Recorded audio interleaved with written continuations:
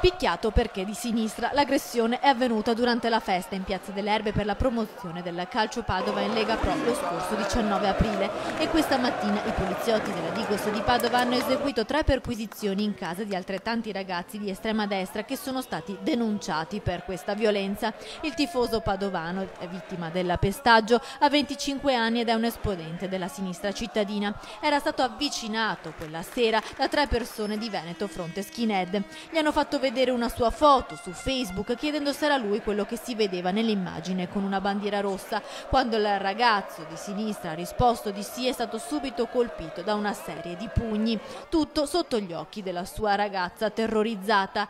I 3 ultra di estrema destra sono stati identificati dopo una breve indagine e denunciati per lesioni, violenza privata e minaccia. Hanno 26, 25 e 24 anni. Nel cellulare di uno dei 3 è stata trovata la foto mostrata alla vittima prima dell'aggressione, mentre un altro invece aveva 2 coltelli e un tirapugni nascosto nell'auto.